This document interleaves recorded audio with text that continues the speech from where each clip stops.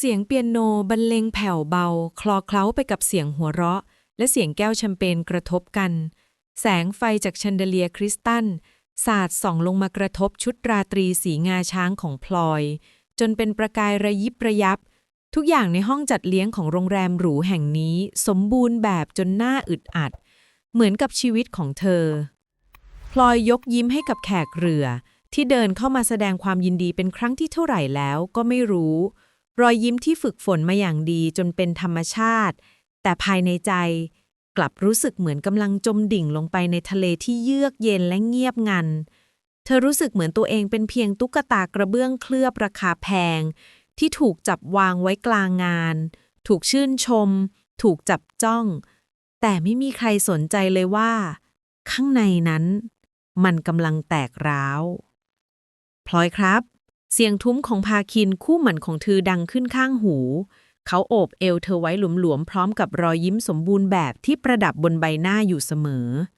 คุณป้าท่านชมว่าเธอสวยเหมือนนางฟ้าเลยคืนนี้พลอยทำได้เพียงยิ้มตอบบางๆอีกไม่นานเราก็จะได้สร้างครอบครัวกันแล้วนะทุกอย่างจะเป็นไปตามแผนอนาคตที่สมบูรณ์แบบที่ถูกขีดไว้แล้วสำหรับเราคำว่าถูกขีดไว้แล้วกระทบโสตประสาทของพลอยราวกับเสียงฟ้าผ่ามันคือฟางเส้นสุดท้ายที่ทำให้ความอดทนของเธอขาดสะบั้นโลกที่สวยหรูรอดตัวพลันเงียบสงัดลงได้ยินแต่เสียงหัวใจตัวเองที่เต้นรัวเหมือนกลองสงครามเธอไม่ต้องการอนาคตที่คนอื่นเป็นคนเขียนให้ขอตัวสักครู่นะคะพลอยพูดเสียงเรียบที่สุดเท่าที่จะทำได้ก่อนจะค่อยๆแกะมือของพาคินออกจากเอวแล้วหมุนตัวเดินออกมาจากวงสนทนาเธอไม่ได้เดินไปห้องน้ำอย่างที่ควรจะเป็นแต่กลับมุ่งหน้าตรงไปยังทางออกของโรงแรมท่ามกลางสายตางุนงงของแขกบางคนและเสียงเรียกของพาคินที่ไล่หลังมาแต่เธอไม่สนใจอีกต่อไปทันทีที่ก้าวพ้นประตูหมุนของโรงแรมละอองฝนเย็นเฉียบก็ปะทะเข้ากับใบหน้าเธอเต็มท้องฟ้ายามค่ำคืนมืดครึ้มไร้ดาวสายฝนที่ตอนแรกเพียงโปรยปลายกลับเทกระหน่ำลงมาอย่างบ้าคลั่งในชั่วพริบตาราวกับจะสะท้อนพายุอารมณ์ที่โหมกระหน่ำอยู่ในใจของเธอพลอยถอดรองเท้าส้นสูงในมือออกแล้วเริ่มวิ่งอย่างไร้จุดหมายไปบนฟุตบาทที่เปียกลื่นชุดราตรีราคาแพงบัดนี้เปียกปอนลู่แนบไปกับลำตัวความเย็นเยือกจากสายฝนซึมซับเข้าสู่ร่างกายแต่เธอกลับรู้สึกดีรู้สึกเหมือนได้ปลดปล่อยเป็นครั้งแรกในชีวิตแสงไฟนีออนจากตึกรามบ้างช่องสาดสะท้อนบนพื้นถนนที่เจิ่งนองไปด้วยน้ำเธอวิ่งผ่านผู้คนที่กางร่มหลบฝนด้วยสายตาว่างเปล่าจนกระทั่งแรงกายเริ่มหมดลงขาทั้งสองข้างเริ่มสั่นเทาเธอหยุดหอบให้ใจอยู่ใต้กันศาสตร์ของตึกร้างแห่งหนึ่งและในตอนนั้นเองท่ามกลางม่านฝนที่หนาทึบและแสงไฟจากเมืองที่พร่าเลือนเธอก็เห็นมันแสงสว่างอบอุ่นจากร้านสะดวกซื้อเล็กๆที่ตั้งอยู่ฝั่งตรงข้ามของถนนป้ายร้านที่เขียนว่า24 hours welcome ส่องสว่างเหมือนเป็นประภาคารนำทางให้เรือที่หลงทางในพายุพลอยรวบรวมเรี่ยวแรงที่เหลืออยู่ก้าวข้ามถนนไปยังที่พักพิงอย่างเดียวนั้นเธอผลักประตูกระจกเข้าไปเสียงกระดิ่งเล็กๆดังขึ้นต้อนรับพร้อมกับไออุ่นจากเครื่องปรับอากาศที่ปะทะร่างกายจนทำให้เธอตัวสั่นสะท้านภายในร้านเงียบสงบมีแต่เสียงฮัมเบาๆของตู้แช่และเสียงฝนที่ตกกระทบกระจกที่หลังเคาน์เตอร์แคชเชียร์ไม่มีใครแต่เมื่อเธอกวาดสายตาไปรอบๆก็เห็นพนักงานหญิงคนหนึ่งกำลังก้มหน้าจัดเรียงของบนชั้นขนมขบเคี้ยวอย่างตั้งใจผู้หญิงผมสั้นในชุดยูนิฟอร์มสีฟ้าอ่อนเมื่อได้ยินเสียงประตูเธอก็เงยหน้าขึ้นวินาทีนั้นดวงตาทั้งสองคู่ก็ได้สบกันพลอยในสภาพเปียกปอนราวกับลูกนกตกน้ำยืนตัวสั่นอยู่ในชุดราตรีที่ไม่เข้ากับสถานที่อย่างสิ้นเชิงสบตากับหญิงสาวแปลกหน้าที่มองมาด้วยแววตานิ่งสงบมีความประหลาดใจฉายอยู่เพียงเล็กน้อยแต่สิ่งที่ทำให้หัวใจของพลอยสงบลงอย่างน่าประหลาดใจคือดวงตาคู่นั้นไม่ได้ฉายแววตัดสินหรือดูแคลนเธอเลยแม้แต่น้อยในความเงียบสงัดนั้นมีแต่เสียงสายฝนที่ทำหน้าที่เป็นฉากหลังให้กับการพบกันของคนแปลกหน้าสองคนที่กำลังจะเปลี่ยนแปลงคืนนั้นไปตลอดกาล เวลาเหมือนจะหยุดนิ่งไปชั่วขณะที่สายตาของทั้งสองประสานกันพลอยยืนนิ่งอยู่ตรงนั้นไม่รู้ว่าจะขยับตัวไปทางไหนหรือจะพูดอะไรก่อนดีเธอคงดูเหมือนคนเสียสติในสายตาคนอื่นหญิงสาวในชุดราตรีเปียกโชกยืนเท้าเปล่าอยู่กลางร้านสะดวกซื้อในคืนฝนตกหนักแต่พนักงานหญิงคนนั้นกลับไม่ได้แสดงท่าทีตื่นตกใจหรือรังเกียจหญิงสาวผมสั้นซึ่งมีป้ายชื่อปักบนอกว่าฟ้าค่อยๆลุกขึ้นยืนเต็มความสูงเธอวางซองขนมในมือลงบนชั้นอย่างเบามือแล้วเดินตรงมาหาพลอยอย่างเงียบๆพลอยเผลอกลั้นหายใจโดยไม่รู้ตัวเธอเตรียมใจรับคำถามสารพัดเกิดอะไรขึ้นคะต้องการความช่วยเหลือไหมหรือแม้กระทั่งสายตาที่มองอย่างหวาดระแวงแต่สิ่งที่ฟ้าทำกลับเหนือความคาดหมายของเธอไปทั้งหมดฟ้าไม่ได้เอ่ยคำถามใดสักคำเดียวเธอเพียงแค่เดินผ่านพลอยไปยังหลังเคาน์เตอร์ก้มลงไปค้นหาอะไรบางอย่างอยู่ครู่หนึ่งแล้วกลับออกมาพร้อมกับผ้าขนหนูฝ้ายสีขาวสะอาดที่พับไว้อย่างเรียบร้อยมันดูไม่เหมือนของที่ใช้ในร้านแต่น่าจะเป็นของใช้ส่วนตัวของเธอมากกว่าฟ้าค่อยๆยื่นผ้าผืนนั้นส่งให้พลอยที่ยังคงยืนตัวแข็งทื่ออยู่เช็ดหน้าก่อนสิคะเสียงของฟ้าทุ้มต่ำและนุ่มนวลอย่างน่าประหลาดมันเป็นประโยคบอกเล่าธรรมดาแต่สำหรับพลอยในตอนนั้นมันกลับอบอุ่นราวกับไอแดดในวันหนาวพลอยกระพริบตาปริบๆมองผ้าในมือของฟ้าก่อนจะค่อยๆยื่นมือที่สั่นเทาออกไปรับมาขอบคุณค่ะเธอตอบเสียงแผ่วเนื้อผ้าขนหนูนุ่มกว่าที่คิดเมื่อซับลงบนใบหน้ามันก็ช่วยซับหยดน้ำเย็นๆออกไปได้บ้างแต่ความหนาวที่เกาะกุมอยู่ในใจยังคงอยู่หลังจากนั้นฟ้าก็เดินไปยังมุมเครื่องดื่มร้อนที่ตั้งอยู่ไม่ไกลจากเคาน์เตอร์เธอหันมามองพลอยที่ยังยืนอยู่ที่เดิมกาแฟหรือโกโก้ร้อนดีคะนั่นคือคำถามแรกที่ฟ้าเอ่ยกับเธอไม่ใช่คำถามถึงเหตุผลที่เธอหนีมาไม่ใช่คำถามถึงที่มาที่ไปของเธอแต่เป็นคำถามง่ายๆที่แสดงถึงความห่วงใยอย่างบริสุทธิ์ใจโกโก้ค่ะพลอยตอบออกไปโดยอัตโนมัติฟ้าพยักหน้ารับเบาๆแล้วลงมือกดเครื่องดื่มใส่แก้วกระดาษอย่างคล่องแคล่วทุกการเคลื่อนไหวของเธอดูสงบและไม่เร่งรีบท่ามกลางเสียงฝนที่ยังคงสาดสัตว์กระจกหน้าร้านอย่างเกรี่ยวกราดโลกภายในร้านสะดวกซื้อแห่งนี้กลับให้ความรู้สึกปลอดภัยอย่างน่าอัศจรรย์เมื่อโกโก้ร้อนเสร็จเรียบร้อยฟ้าก็เดินนำพลอยไปยังมุมเล็กๆที่มีโต๊ะและเก้าอี้ตั้งไว้สำหรับลูกค้าเธอวางแก้วลงบนโต๊ะก่อนจะผายมือเป็นเชิงให้พลอยนั่งลงพลอยค่อยๆสุดตัวนั่งลงบนเก้าอี้พลาสติกแข็งๆความเย็นจากเก้าอี้ส่งผ่านชุดที่เปียกชื้นของเธอจนรู้สึกสะท้านแต่ไออุ่นจากแก้วโกโก้ในมือกลับช่วยบรรเทาความหนาวนั้นลงได้มากเธอยกแก้วขึ้นจิบความหวานละมุนของโกโก้ร้อนแผ่ซ่านไปทั่วร่างกายช่วยขับไล่ความเย็นและความขมขื่นในใจออกไปทีละน้อยเธอมองฟ้ายืนจัดของอยู่ห่างออกไปเธอทำงานของเธอต่อไปอย่างเงียบๆไม่ได้เข้ามาวุ่นวายหรือซักไซ้ราวกับว่าการมีหญิงสาวในชุดราตรีเปียกปอนเข้ามาหลบฝนในร้านเป็นเรื่องปกติธรรมดาที่สุดในโลกความเงียบที่โรยตัวอยู่ระหว่างคนทั้งสองไม่ได้น่าอึดอัดแต่กลับเป็นความเงียบที่ปลอดประโลมพลอยรู้สึกเหมือนกำแพงสูงใหญ่ที่เธอสร้างขึ้นมารอดตัวมาตลอดชีวิตกำลังค่อยๆผ่อนคลายลงทีละน้อยเธอได้นั่งพักอย่างแท้จริงเป็นครั้งแรกในหลายปีในร้านสะดวกซื้อเล็กๆแห่งหนึ่งกับพนักงานกะดึกที่ไม่รู้ชื่อแต่กลับมอบการต้อนรับที่อบอุ่นกว่าใครที่เธอเคยเจอมาทั้งชีวิตเวลาค่อยๆผ่านไปอย่างเชื่องช้าพลอยนั่งจิบโกโก้ร้อนในมือจนหมดแก้วไออุ่นจากเครื่องดื่มช่วยให้ร่างกายของเธอรู้สึกดีขึ้นมากแต่ความรู้สึกสั่นสะท้านจากความหนาวเย็นยังคงอยู่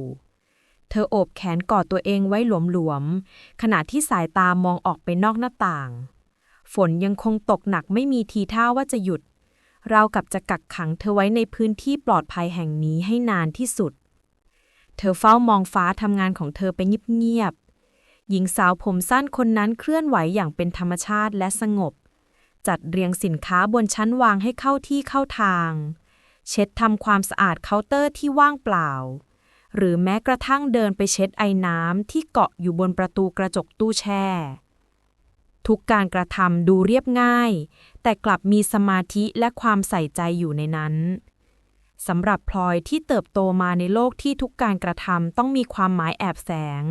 ต้องถูกตีค่าเป็นผลประโยชน์หรือภาพลักษณ์การได้เห็นความเรียบง่ายตรงหน้าจึงเป็นเรื่องน่าประทับใจอย่างบอกไม่ถูกความเงียบระหว่างคนทั้งสองยังคงดำเนินต่อไปแต่ไม่ใช่ความเงียบที่น่าอึดอัดอีกต่อไปแล้วมันกลายเป็นความเงียบที่ต่างฝ่ายต่างรับรู้ถึงการมีอยู่ของกันและกันเป็นความเงียบที่เต็มไปด้วยคำพูดมากมายที่ไม่ได้ถูกเอ่ยออกมาพลอยรู้สึกว่าเธอไม่จำเป็นต้องปั้นหน้ายิ้มไม่ต้องเสแสร้งเป็นคนที่สมบูรณ์แบบต่อหน้าผู้หญิงคนนี้เธอสามารถนั่งอยู่นิ่งๆในสภาพที่ย่ำแย่ที่สุดของตัวเองได้โดยไม่ต้องกลัวการตัดสินในที่สุดพลอยก็เป็นฝ่ายทำลายความเงียบนั้นลงก่อนฝนตกหนักจังเลยนะคะเธอพูดขึ้นเบาๆเสียงของเธอแหบพร่าเล็กน้อยฟ้าที่กำลังจัดหนังสือเล่มเล็กๆบนชั้นวางใกล้เคาน์เตอร์หยุดมือหันมาสบตาพลอยแล้วพยักหน้ารับช้าๆค่ะปกติช่วงนี้ก็แบบนี้แหละค่ะพายุเข้าบทสนทนาเริ่มต้นอย่างตะกุกตะกักเหมือนเครื่องยนต์เก่าที่ต้องใช้เวลาอุ่นเครื่องสักพักหนึ่งเพลงเพราะดีนะคะพลอยชี้ไปยังลำโพงเล็กๆที่ติดอยู่บนเพดานซึ่งกำลังมีเพลงบรรเลงเปียโนเบาๆเปิดคลออยู่อ๋อเป็นเพลย์ลิสต์ของฉันเองค่ะฟ้ายิ้มออกมาเป็นครั้งแรกเป็นรอยยิ้มจางที่มุมปาก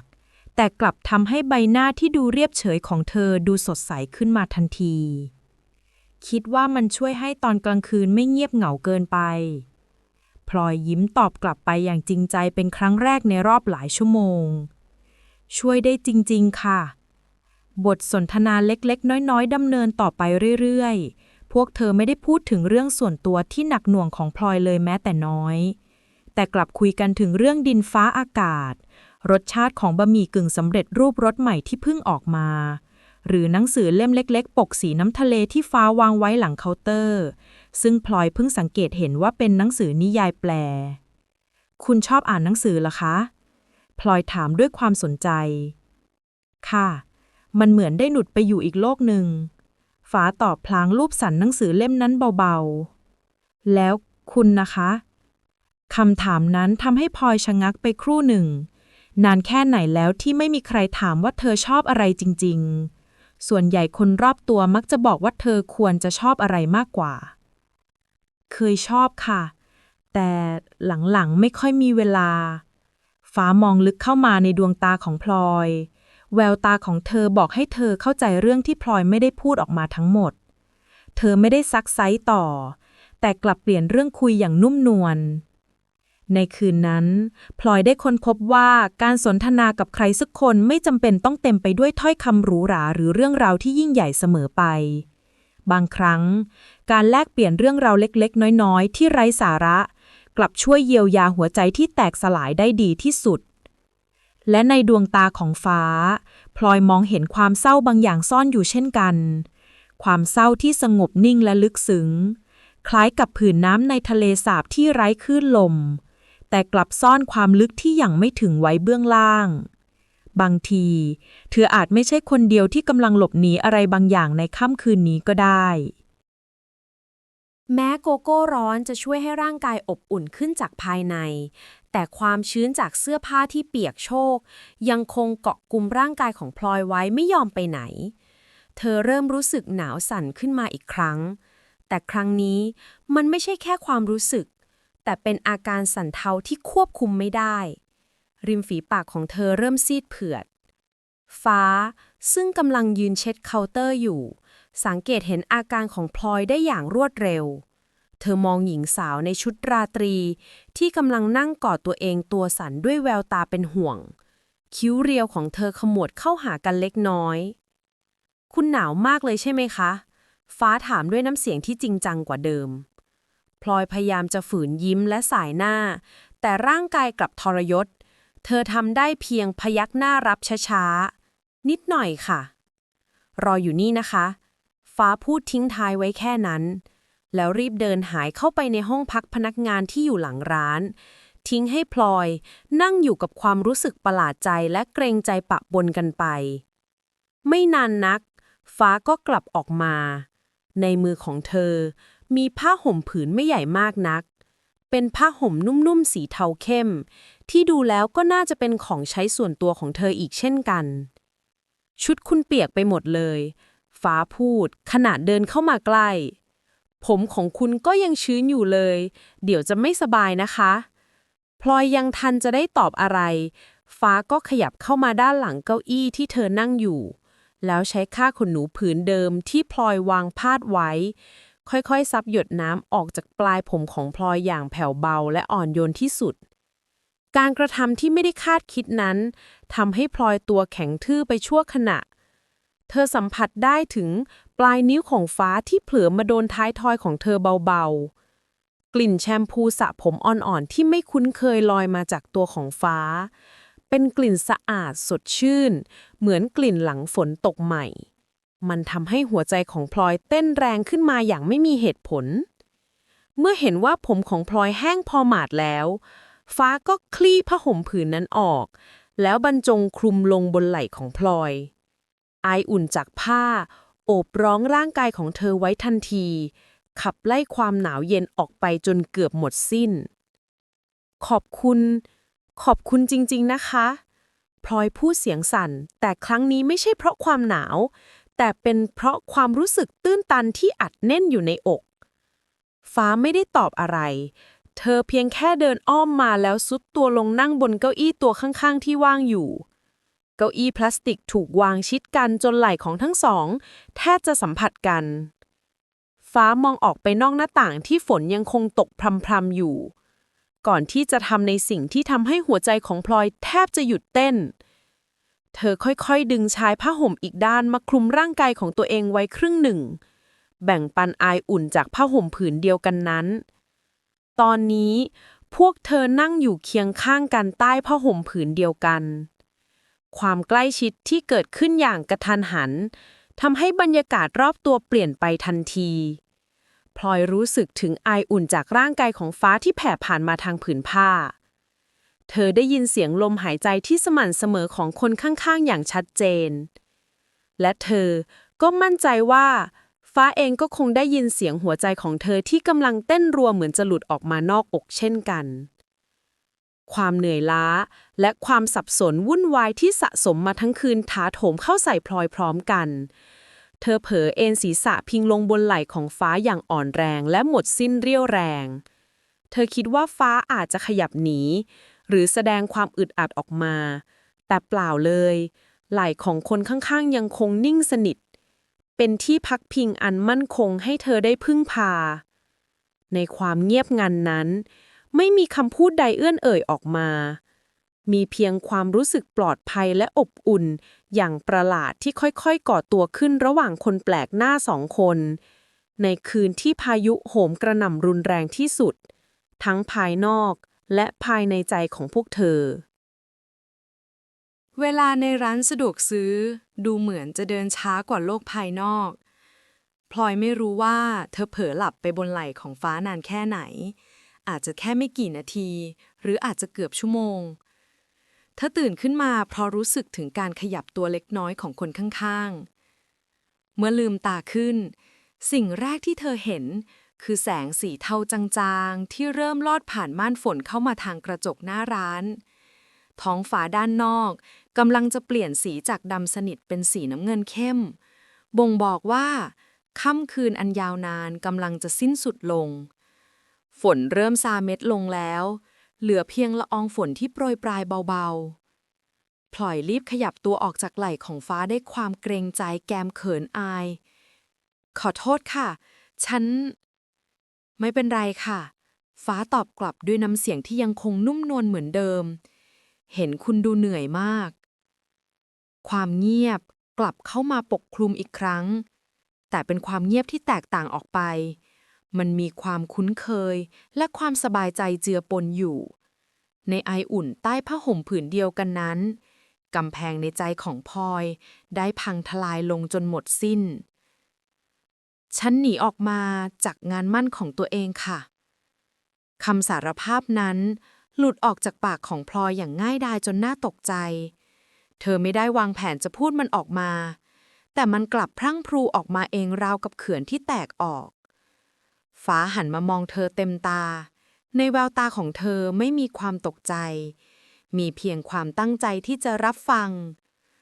พลอยจึงได้เล่าเรื่องราวทั้งหมดออกมาเป็นครั้งแรกในชีวิตไม่ใช่ในฐานะคุณหนูพลอยที่ต้องรักษาภาพลักษณ์แต่ในฐานะผู้หญิงคนหนึ่งที่หลงทางและเหนื่อยล้าเธอเล่าถึงชีวิตที่เหมือนถูกขีดเส้นไว้แล้วการแต่งงานที่เกิดขึ้นเพื่อผลประโยชน์ทางธุรกิจและความรู้สึกเหมือนเป็นสิ่งของที่ไร้จิตใจในโลกของตัวเองฟ้าเป็นผู้ฟังที่ดีอย่างไม่น่าเชื่อเธอไม่ขัดจังหวะไม่แสดงความคิดเห็นไม่ตัดสินเธอเพียงแค่นั่งอยู่ตรงนั้นรับฟังทุกถ้อยคำด้วยความเข้าใจที่ฉายชัดอยู่ในดวงตาเมื่อพลอยเล่าจบน้ำตาหยดหนึ่งก็ไหลรินลงมาอาบแก้มเธอรีบปาดมันออกอย่างลวกๆหลังจากที่ทุกอย่างเงียบไปสักครู่ฟ้าก็พูดขึ้นมาเบาๆว่าบางทีการหลงทางก็อาจจะทำให้เราเจอบางสิ่งที่เราไม่เคยคิดว่าจะได้เจอนะคะคำพูดเรียบง่ายนั้นกลับทรงพลังอย่างมหาศาลมันเหมือนแสงสว่างเล็กๆที่ส่องเข้ามาในความมืดมิดในใจของพลอยหันไปมองหน้าฟ้าชัดๆอีกครั้งในแสงอรุณที่สาดส่องเข้ามาในร้านทำให้เธอได้เห็นใบหน้าของฟ้าอย่างชัดเจนเป็นครั้งแรกดวงตาคมที่มีประกายอ่อนโยนจมูกโด่งรั้นและริมฝีปากบางที่เม้มเข้าหากันเล็กน้อยฟ้าไม่ใช่คนสวยพิมพ์นิยมแต่เป็นคนที่มีเสน่ห์อย่างน่าประหลาดมีความสงบและความจริงใจแผ่ออกจากตัวตนของเธอและในวินาทีนั้นเองพลอยก็ตระหนักรู้ถึงความจริงข้อหนึ่งค่ำคืนที่ควรจะเลวร้ายที่สุดในชีวิตของเธอค่ำคืนที่เธอสูญเสียทุกอย่างที่เคยคิดว่าเป็นของตัวเองกลับกลายเป็นค่ำคืนที่เธอรู้สึกมีชีวิตชีวาและเป็นตัวของตัวเองมากที่สุดมันไม่ใช่เพราะการหนีออกมาได้สำเร็จแต่เป็นเพราะการได้พบกับผู้หญิงคนนี้ความรู้สึกบางอย่างที่เธอไม่เคยรู้จักมาก่อนกำลังก่อตัวขึ้นในหัวใจอย่างเงียบๆมันอบอุ่นเหมือนไอโกโก้ร้อนละมุนเหมือนสัมผัสจากผ้าห่มและน่าค้นหาเหมือนดวงตาของคนที่นั่งอยู่ข้างๆเธอในตอนนี้รุ่งอรุณของวันใหม่ไม่ได้นำมาเพียงแค่แสงสว่างแต่ยังนำมาถึงรุ่งอรุณของความรู้สึกใหม่ที่พลอยไม่เคยคิดว่าจะได้สัมผัสเลยในชีวิตนี้ราวกับเป็นสัญญาณเตือนว่าช่วงเวลาพิเศษกำลังจะจบลงเสียงแหลมเล็กของนาฬิกาปลุกดิจิทัลก็ดังขึ้นจากหลังเคาน์เตอร์เป็นเวลา 6 นาฬิกาตรงฟ้าขยับตัวเล็กน้อยเพื่อปิดเสียงนั้นการเคลื่อนไหวนั้นทำให้ผ้าห่มที่คลุมพวกเธออยู่เลื่อนหลุดออกจากไหล่ไอเย็นของยามเช้าเข้ามาแทนที่ไออุ่นทันทีและในเวลาเดียวกันนั้นเองโทรศัพท์มือถือของพลอยซึ่งเงียบไปตลอดทั้งคืนก็เริ่มสั่นสะเทือนอย่างบ้าคลั่งอยู่ก้นกระเป๋าถือใบเล็กที่เปียกชื้นหน้าจอสว่างวาบขึ้นมาด้วยชื่อผ่าคินตามมาด้วยคุณแม่และคุณพ่อสลับกันไปไม่หยุดความจริงของโลกภายนอกที่เธอวิ่งหนีมากำลังทวงคืนตัวเธอกลับไปอย่างไม่ปราณีบรรยากาศภายในร้านสะดวกซื้อที่เคยอบอุ่นและปลอดภัยพลันเปลี่ยนไปในทันทีมันกลับกลายเป็นเพียงร้านค้าธรรมดาที่สว่างไสวด้วยแสงไฟนีออนเสียงเครื่องยนต์จากรถคันแรกๆของวันเริ่มดังขึ้นบนท้องถนนพลอยมองหน้าจอโทรศัพท์ที่ยังคงสั่นไม่หยุดด้วยความรู้สึกว่างเปล่าฉันต้องไปแล้วเธอพูดออกมาเสียงของเธอแผ่วเบาจนแทบจะไม่ได้ยินมันเป็นคำพูดที่เธอไม่อยากจะเอ่ยออกมาเลยแม้แต่น้อยฟ้ามองตามสายตาของพลอยไปยังโทรศัพท์เครื่องนั้นก่อนจะเบนสายตากลับมาสบตาเธอแววตาของฟ้ายังคงสงบนิ่งเหมือนเดิมแต่พลอยกลับรู้สึกว่ามีความรู้สึกบางอย่างที่อ่านไม่ออกฉายวูบผ่านไป บางทีอาจจะเป็นความเสียดายค่ะฟ้าตอบรับสั้นๆก่อนจะลุกขึ้นยืนเต็มความสูงกะของฉันหมดแล้วเดี๋ยวพนักงานคนใหม่ก็จะมาแล้วเหมือนกันคำพูดนั้นยิ่งตอกย้ำถึงการสิ้นสุดของค่ำคืนนี้ โลกของพวกเธอกำลังจะแยกจากกัน ฟ้าจะกลับไปใช้ชีวิตของเธอ และพลอยก็ต้องกลับไปเผชิญหน้ากับโลกของเธอเช่นกัน พลอยลุกขึ้นยืนตามช้าๆ เธอพับผ้าห่มสีเทาเข้มผืนนั้นอย่างเบามือ แล้ววางมันลงบนเก้าอี้ ความอบอุ่นที่เคยโอบล้อมเธอไว้ได้หายไปแล้ว เหลือเพียงความหนาวเย็นของความจริง สำหรับทุกอย่างขอบคุณมากนะคะ พลอยพูดจากใจจริง เธอไม่รู้จะหาคำไหนมาอธิบายความรู้สึกขอบคุณที่เธอมีต่อผู้หญิงคนนี้ได้หมด ไม่เป็นไรค่ะ ฟ้าตอบเรียบๆ แต่สายตาที่มองมากลับมีความหมายลึกซึ้ง ทั้งสองคนยืนสบตากันอยู่ครู่หนึ่ง ท่ามกลางความเงียบที่น่าอึดอัด มีคำพูดมากมายที่อยากจะถาม มีความรู้สึกมากมายที่อยากจะเอ่ย แต่กลับไม่มีใครกล้าที่จะเริ่มต้นมัน ไม่มีใครขอเบอร์โทรศัพท์ ไม่มีใครถามไถ่ถึงช่องทางการติดต่อ ราวกับว่าต่างฝ่ายต่างก็กลัวว่าการทำเช่นนั้นจะทำลายความพิเศษของค่ำคืนนี้ให้กลายเป็นเรื่องธรรมดาไปนั่นมันเหมือนเป็นคำสัญญาที่ไม่ได้พูดออกมา ว่าจะเก็บความทรงจำในคืนนี้ไว้เป็นเพียงเรื่องราวของคนแปลกหน้าสองคนที่บังเอิญมาพบกันในคืนพายุฝนเท่านั้น พลอยสูดหายใจเข้าลึกๆก่อนจะตัดสินใจหมุนตัวเดินไปยังประตูเธอรู้สึกหวงในใจอย่างประหลาดความรู้สึกเหมือนกำลังจะทิ้งอะไรบางอย่างที่สำคัญมากๆไว้ข้างหลังก่อนจะผลักประตูออกไปเธอหันกลับมามองเป็นครั้งสุดท้ายเธอยังเห็นฟ้ายืนอยู่ที่เดิมไม่ไปไหนดวงตาคู่นั้นยังคงจับจ้องมาที่เธอไม่วางตาในแววตานั้นพลอยเห็นภาพสะท้อนของตัวเองผู้หญิงในชุดราตรีที่ยับเยินผมเผ้ายุ่งเหยิงแต่กลับมีความมุ่งมั่นบางอย่างฉายชัดขึ้นมาในดวงตาอย่างที่ไม่เคยมีมาก่อนเลยแล้วพลอยก็ผลักประตูเดินออกไปสูดอากาศเย็นชื้นของยามเช้าหลังฝนตกเข้าเต็มปอดโลกภายนอกยังคงเหมือนเดิมแต่ตัวเธอไม่เหมือนเดิมอีกต่อไปแล้วพลอยไม่ได้กลับบ้านไม่ได้กลับไปหาพาคินและไม่ได้โทรกลับไปหาใครทั้งนั้นก้าวแรกที่เธอทำหลังจากเดินออกจากร้านสะดวกซื้อแห่งนั้นคือการเรียกแท็กซี่แล้วบอกจุดหมายปลายทางเป็นโรงแรมแห่งหนึ่งที่อยู่คนละฝากฝั่งของเมืองกับที่เธอหนีมาเธอใช้เวลาทั้งวันอยู่ในห้องพักสี่เหลี่ยมที่เงียบสงบนั่งทบทวนทุกสิ่งทุกอย่างที่เกิดขึ้นภาพเหตุการณ์ในชีวิตของเธอไหลเวียนเข้ามาในหัวเหมือนฟิล์มภาพยนตร์รอยยิ้มที่เสแสร้งคำพูดที่ว่างเปล่าและอนาคตที่ไม่ได้เป็นของเธอแต่ภาพสุดท้ายที่ชัดเจนที่สุดกลับเป็นภาพของผู้หญิงผมสั้นในชุดยูนิฟอร์มร้านสะดวกซื้อแววตาที่สงบนิ่งสัมผัสอ่อนโยนตอนที่ช่วยเช็ดผมให้และไออุ่นจากผ้าห่มผืนเดียวกันค่ำคืนนั้นไม่ได้เพียงการหลบหนีจากพายุฝนแต่เป็นการหลบหนีจากชีวิตทั้งชีวิตที่เธอเคยรู้จักและการได้พบกับฟ้ามันเหมือนการได้พบเจอเข็มทิศที่ชี้ไปยังทิศทางใหม่ที่เธอไม่เคยกล้าแม้แต่จะมองบ่ายวันนั้นพลอยตัดสินใจแน่วแน่แล้วเธอหยิบโทรศัพท์ขึ้นมาแล้วกดโทรออกไปยังเบอร์ของพาคินปลายสายรับด้วยน้ำเสียงที่เต็มไปด้วยความโกรธและเป็นห่วงปะปนกันแต่พลอยกลับรู้สึกสงบนิ่งอย่างน่าประหลาดใจพลอยขอโทษสำหรับทุกอย่างนะคะแต่พลอยแต่งงานกับคุณไม่ได้ค่ะเธอพูดออกไปเพียงแค่นั้น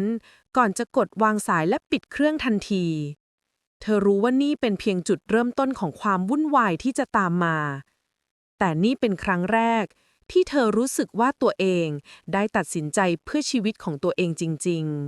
ๆ หลายวันต่อมา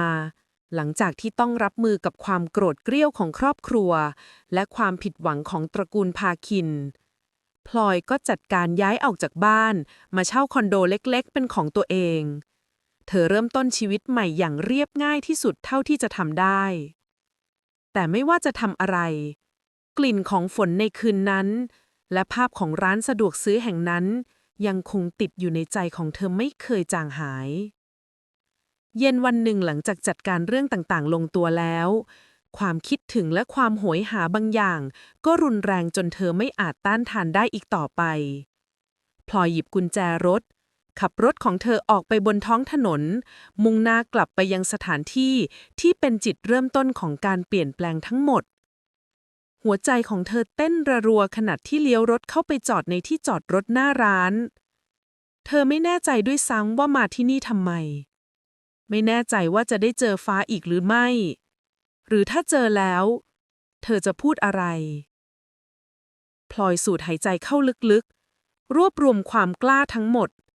แล้วผลักประตูกระจกเข้าไป เสียงกระดิ่งเล็กๆ ดังขึ้นต้อนรับเหมือนเช่นในคืนนั้น ทุกอย่างในร้านยังคงเหมือนเดิม ชั้นวางสินค้าที่จัดเรียงอย่างเป็นระเบียบ เสียงฮัมเบาๆของตู้แช่ และเพลงบรรเลงเปียโนที่เปิดคลอเบาๆ พลอยกวาดสายตามองไปรอบๆ แล้วหัวใจของเธอก็แทบจะหยุดเต้น ที่หลังเคาน์เตอร์ เธอยืนอยู่ตรงนั้น ฟ้าในชุดยูนิฟอร์มตัวเดิมกำลังยืนใช้ผ้าเช็ดทำความสะอาดกระจกอย่างตั้งอกตั้งใจ เมื่อได้ยินเสียงกระดิ่ง เธอก็เงยหน้าขึ้นตามสัญชาตญาณ วินาทีนั้น ดวงตาทั้งสองคู่ก็ได้สบกันอีกครั้ง ความประหลาดใจฉายชัดขึ้นบนใบหน้าของฟ้า ก่อนที่มันจะค่อยๆเปลี่ยนเป็นอะไรบางอย่างที่พลอยอ่านไม่ออก แต่เธอก็สัมผัสได้ถึงความยินดีที่ซ่อนอยู่ลึกๆ พลอยไม่ได้พูดอะไร และฟ้าก็ไม่ได้พูดอะไรเช่นกัน แต่แล้วรอยยิ้มเล็กๆ ก็ค่อยๆ ปรากฏขึ้นที่มุมปากของคนทั้งสองพร้อมกันโดยไม่ได้นัดหมาย มันไม่ใช่รอยยิ้มทักทายของคนแปลกหน้า แต่เป็นรอยยิ้มของการกลับมาพบกันอีกครั้ง เป็นรอยยิ้มที่เต็มไปด้วยคำพูดมากมายที่ไม่ได้เอ่ยออกมา และเป็นรอยยิ้มที่บอกให้รู้ว่า พายุได้ผ่านพ้นไปแล้ว และเรื่องราวที่แท้จริงของพวกเธอทั้งสองคนก็เพิ่งจะเริ่มต้นขึ้นเท่านั้น